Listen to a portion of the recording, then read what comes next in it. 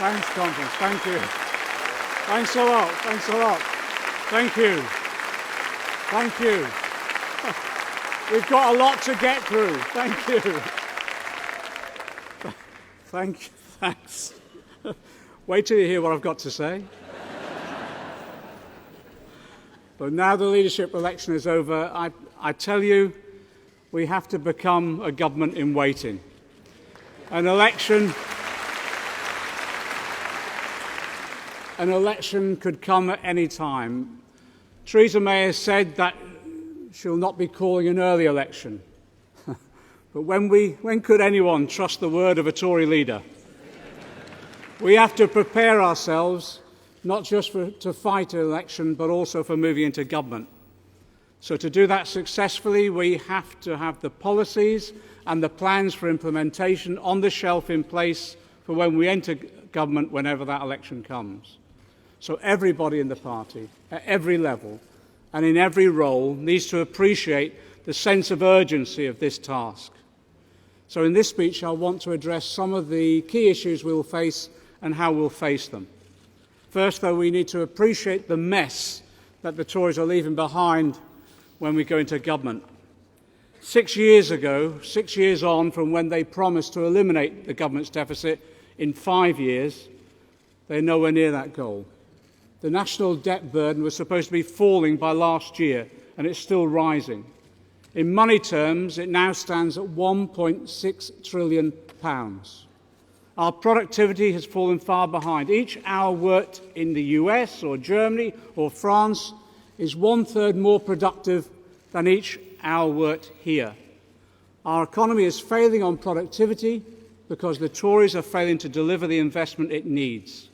And government investment is still planned to fall in every year remaining of this Parliament. And in the real world economy that our people live in, wages are still lower than they were before the global financial crisis in 2008.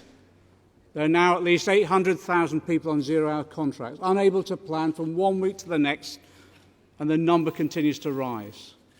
There's nearly 500,000 in bogus self-employment. 86% of the austerity cuts have fallen on women. And tragically, there's nearly 4 million of our children living in poverty. This isn't right, is it? In the fifth richest economy in the world, poverty on that scale. So let's talk about the immediate issues facing us. On Brexit, we campaigned to remain, and we campaigned hard to remain, but we have to respect the decision of the referendum. But that doesn't mean we have to accept what the Tories serve up for our future relationship with Europe.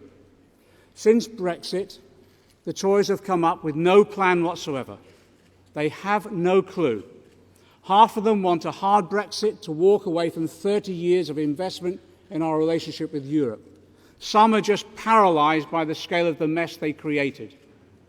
So what we'll do is we'll be working with our socialist and social democratic colleagues across Europe, and our aim is to create a new Europe, which builds upon the benefits of the EU but tackles the perceived disbenefits. I set out in Labour's red lines on the Brexit negotiations a few days after the vote. So let's get it straight. We have to protect jobs here. So we will seek to preserve access to the single market for goods and services. Today, access to the single market requires free movement of labour. But we'll address the concerns that people have raised in the undercutting of wages and conditions and the pressure on local public services.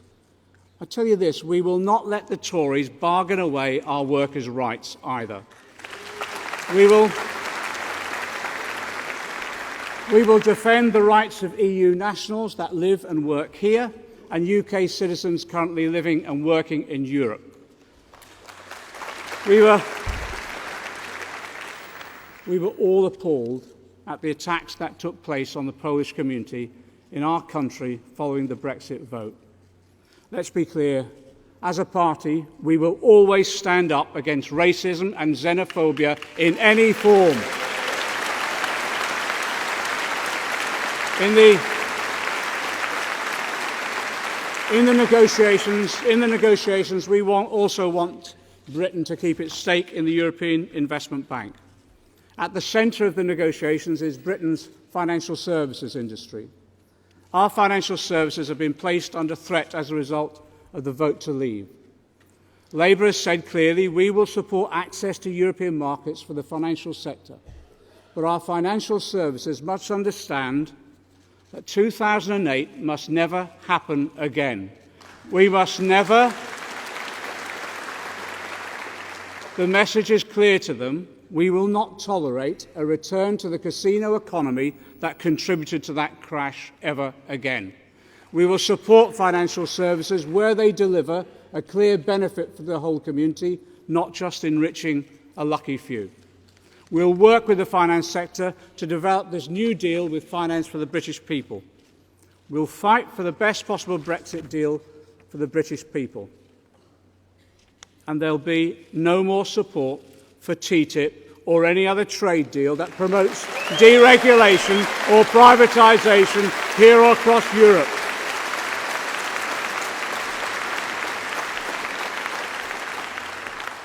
And we'll make sure that any future Labour government has the power to intervene in our economy in the interests of the whole country. For Britain to prosper in that new Europe and on the world stage, our next major challenge is to call a halt to this government's austerity programme. The Conservative Party built upon the disaster of the 2008 financial crisis by introducing an austerity programme that has made the impact of the economic crisis more prolonged, protected the corporations and the rich, and made the rest of society pay for the mistakes and greed of the speculators that caused the crash. Last year, this conference determined that this party would oppose austerity, and that's exactly what we've done. And we've had some successes. We forced the reversal of tax credit cuts. We also fought and won to have the personal independence payments cut scrapped. Sometimes, in this movement, we don't thank people enough. So I want to thank Owen Smith for the work he's done working with Jeremy to defeat the Tories on this issue.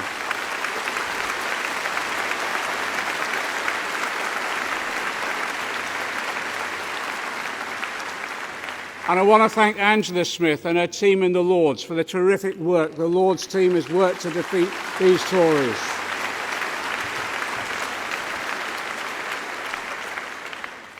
I say that as someone who's campaigned to abolish them for 30 years. I'm having a rethink. These are tangible victories that are making a real difference to people's lives. I'll tell you, this is what we can achieve when we're united. When we're united. So when we go into government united, be clear, be absolutely clear, we will end this government's austerity programme that's damaged so many lives and so many communities. But the first step, yes, is opposing austerity. The second is creating the alternative. So exactly as our economic advisor, Nobel Prize winner Joe Stiglitz said, we have to rewrite the rules of our economy. We will rewrite the rules to the benefit of working people on taxes, on investment and how our economic institutions work. So on tax, we know we can't run the best public services in the world on a flagging economy with a tax system that does not tax fairly or effectively. I want to congratulate a group of people as well, and Jonathan Reynolds in particular, because the Christians on the left that he is a representative of came up with their slogan, the hashtag Patriots Pay Their Taxes. It's a great slogan. Patriots do pay their taxes.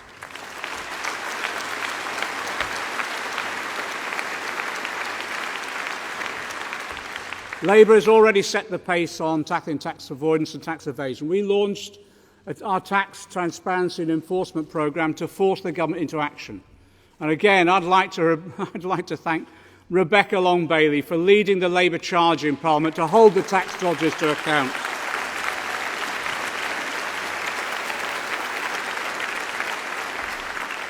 She's been ably backed up by a new member of our team, Peter Dowd, who's again stepped into the breach and fought in Parliament for every principle that we've put forward.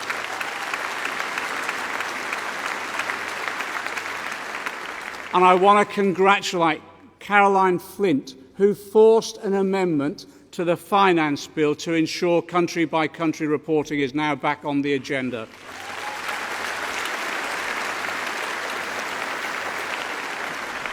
The publication of the Panama Papers threw just some light on the scale of tax evasion and tax avoidance. Some of the largest firms in the City of London are up to their necks in it. HSBC alone accounted for more than 2,300 shell companies established to help the super-rich duck their taxes.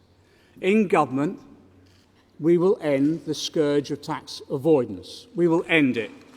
We will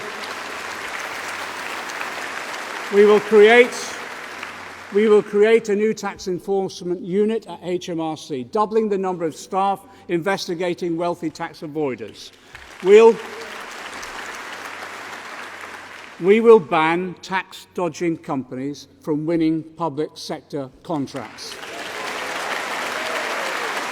And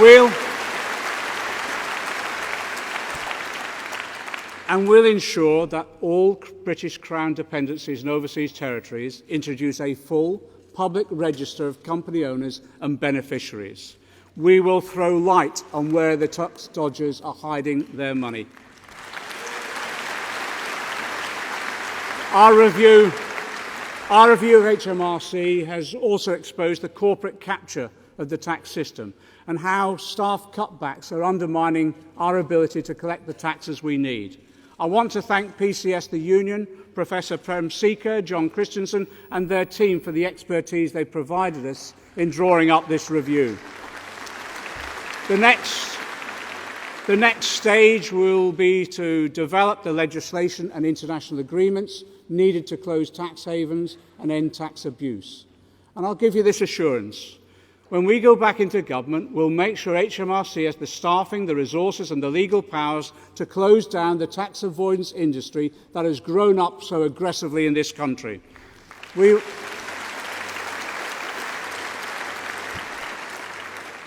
But we have to do more than stop tax avoidance. The burden of taxation as a whole now falls too heavily on those least able to pay. So let me make it clear, in this coming period, we will be developing the policies that will shift the tax burden more fairly away from those who earn wages and salaries and onto those who hold wealth.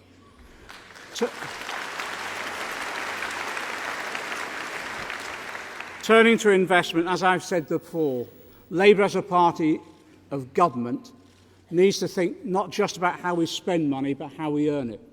I've announced a £250 billion investment programme that will ensure no community is left behind.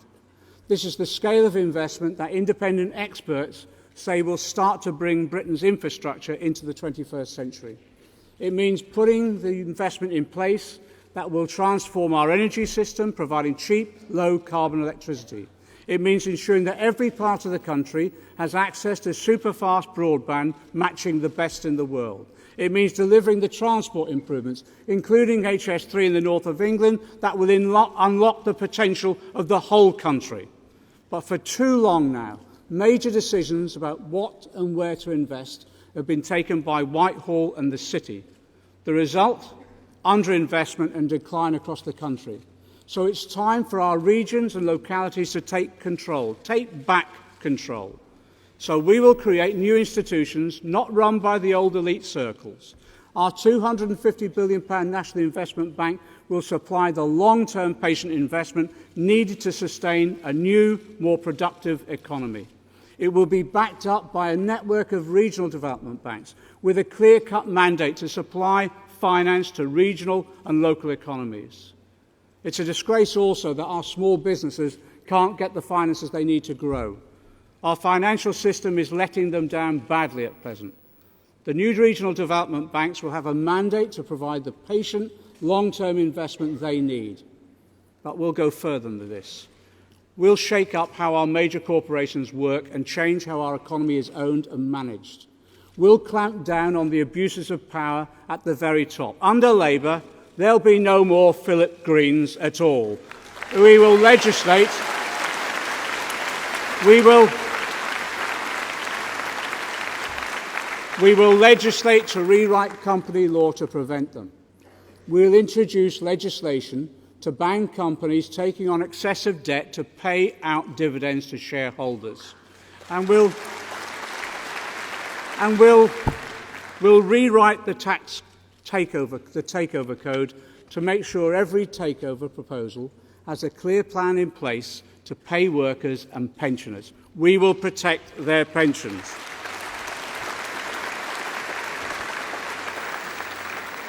But we can do more to transform our economy for working people.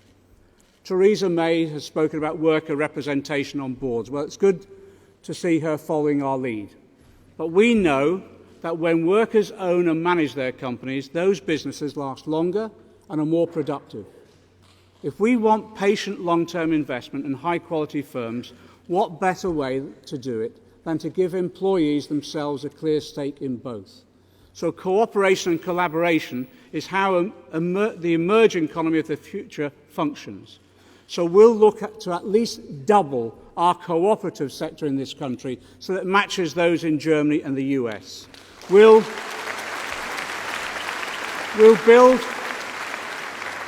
build on the good example of Labour councils like Preston here in the North West, using public procurement to support cooperatives wherever they can. And yes, we'll help create 200 local energy companies and 1,000 energy cooperatives, giving power back to local communities and breaking the monopoly of the big six producers. We'll introduce a right to own, giving workers first refusal on a proposal for worker ownership when a company faces change of ownership or closure. A right to own for workers' security. So the next Labour government will promote a renaissance in cooperative and worker ownership. The new regional development banks will be tasked with supplying the capital a new generation of business owners will need to succeed. We'll support business hubs across the country. I visited Make Liverpool yesterday, where an abandoned warehouse is being turned into a shared workshop space for small businesses and the self-employed.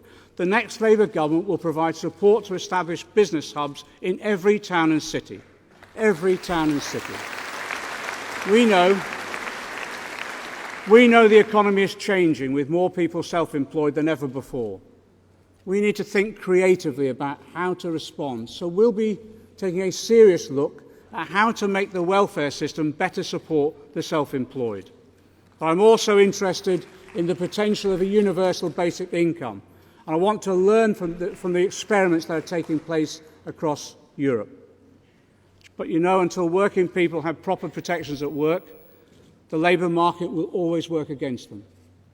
So achieve fair wages, the next Labour government will look to implement the recommendations of the Institute of Employment Relations report. We'll reintroduce sectoral collective bargaining across the economy, ending the race to the bottom.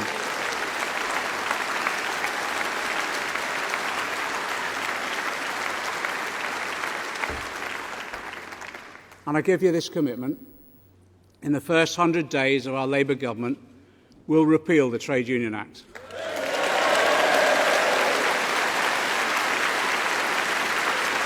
Because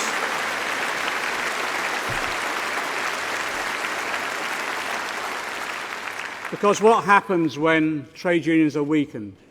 I'll tell you what happens. Over 200,000 workers in the UK are receiving less than the minimum wage set down in law. This is totally unacceptable.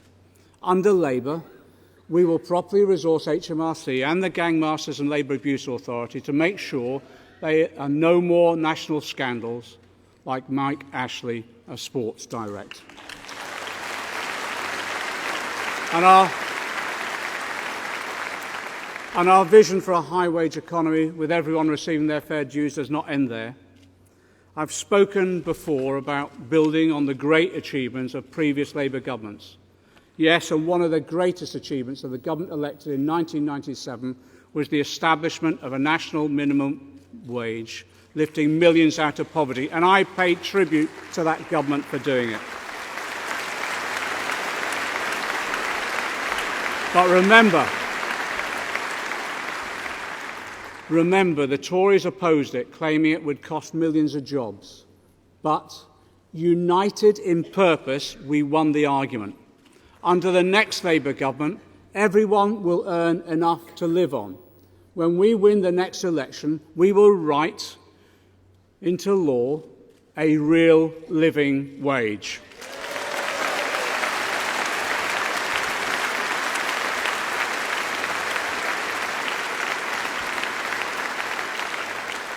We'll charge a new living wage review body with the task of setting it at the level needed for a decent life. Independent forecasts suggest that this will be over £10 an hour. This will be part of our new bargain in the workplace. But we know that small businesses need to be part of that bargain, and that's why we'll also be publishing proposals to help businesses implement the living wage, particularly small and medium-sized companies. We'll be examining a number of ideas, including the expansion and reform of employment allowance, to make sure that this historic step forward, improving the living standards of the poorest paid, does not impact upon hours of employment. Backed up by our commitment to investment, this means we will end the scourge of poverty pay in this country, once and for all.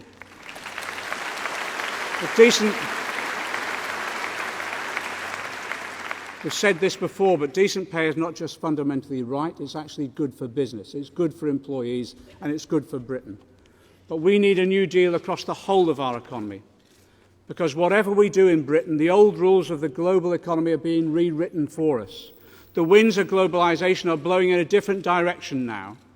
They're blowing against the belief in the free market and in favour of intervention. Look at the steel crisis. With the world market flooded by cheap steel, major governments moved to protect their domestic steel industries. Ours did not, until we pushed them into it as a result of a community and trade union and Labour campaign. But they're so blinkered by their ideology that they can't see how the world is changing. Good business doesn't need no government. Good business needs good government.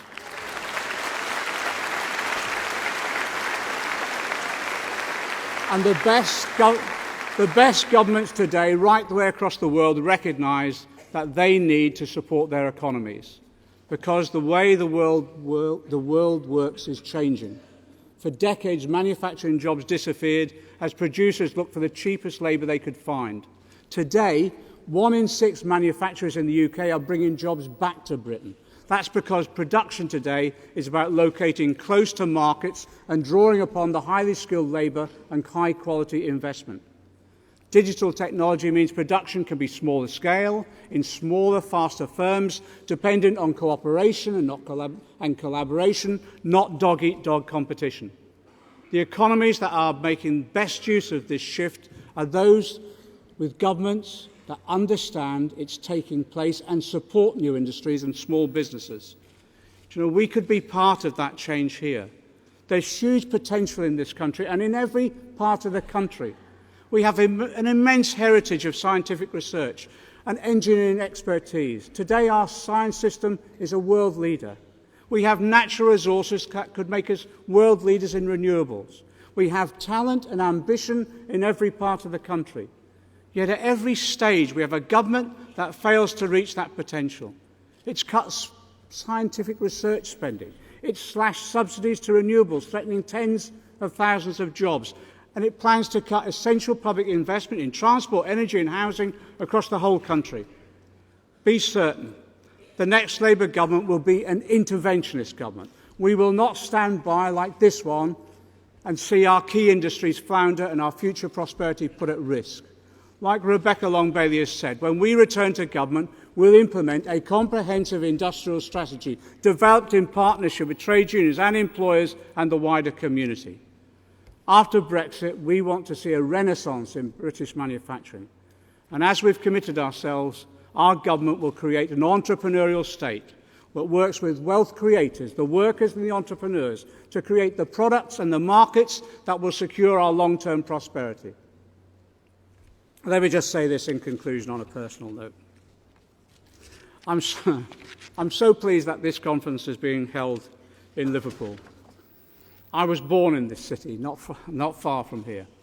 My dad was a Liverpool docker and my mum was a cleaner, and then worked for 30 years behind a BHS store counter. I was part of that 1960 generation. We lived in what sociological studies have described as some of the worst slum conditions that existed within this country. We just called it home. As a result of a Labour government, I remember the day when we celebrated moving into our council house. My brother and I had a bedroom on our own for the first time, a garden front and rear. Both of us were born in NHS hospitals. Both of us had a great free education. There was an atmosphere of eternal optimism. Our generation always thought that from here on there would always be a steady improvement in people's living standards. We expected the lives of each generation would improve upon the last. But successive Tories governments put an end to that. Under Jeremy's leadership, I believe that we can restore that optimism, people's faith in the future. So I say this, in the birthplace of John Lennon, it falls to us to inspire people to imagine again. Imagine the society.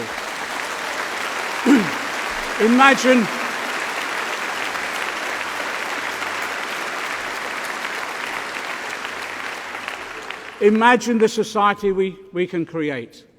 It's a society that's radically transformed, radically fairer, more equal, more democratic, yes, based upon a prosperous economy that's economically and environmentally sustainable, but where that prosperity is shared by all. That's our vision to rebuild and transform Britain. In this party, you no longer have to whisper its name. It's called socialism. Solidarity.